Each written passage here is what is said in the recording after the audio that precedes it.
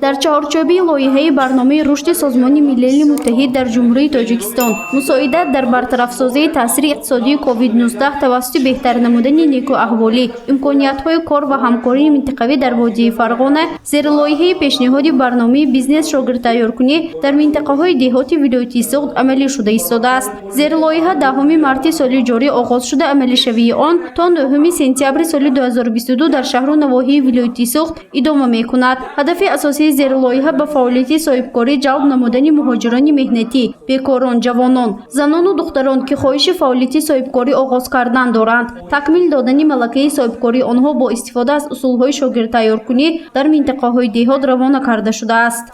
ما در ناحیه سپتامبر تا 30 نفر 35 نفر را برای خط میگیریم که اینجا آمده چه خیلی صبرنخان گفتن درس‌های آموزشی. اوجا منین پورا دو روزه ترینینگ بیزنس به نقشه‌گیری گذرانده با شما بیزنس نقشه‌های شما رو می‌نویسیم. من ترینر اومده کنسولتانت اومده به شما قطعی یاردم میکنن که شما همین بیزنس نقشه خود رو پورا کرد نویسیتون و کمیسی بهایی پیشنهاد کنیتون. من کی اگر ناز نیسته خودش برآمد کرده همین بیزنس نقشه خود رو زشیت کرده توانه از طرف لایحه ما دستگیری تکنیکی هست.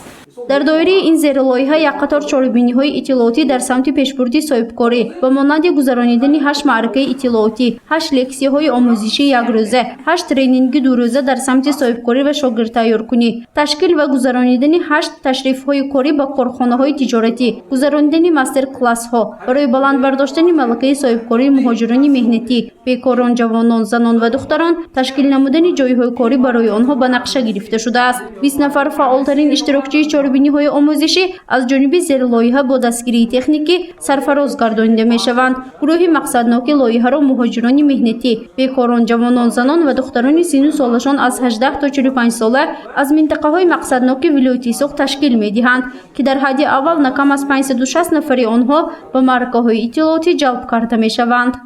امروز ما در سمیناری تشکیلاتی جمعیت میر مرکز امکانیت بهره رشد جمع آمدیم بهره با کار تامین شدن جوانان زنانی از مهاجرت مهنتی به وطن برگشته که به وارداتشان و دیگر دولت ها منع است. سمینار مشورت گذرانده استاده. مقصد سمینار امروزه با راه صاحبکاری خرد با کار تامین نمودن یا با شغل تامین نمودن زنان و جوانان می باشد.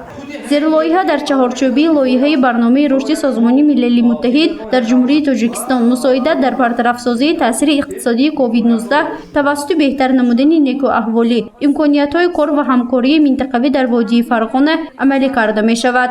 مهلت عملی شوی زیر لایحه باشد 7 ماه یعنی از ماه مارس تا سپتامبر سال جاری معین کرده شده است.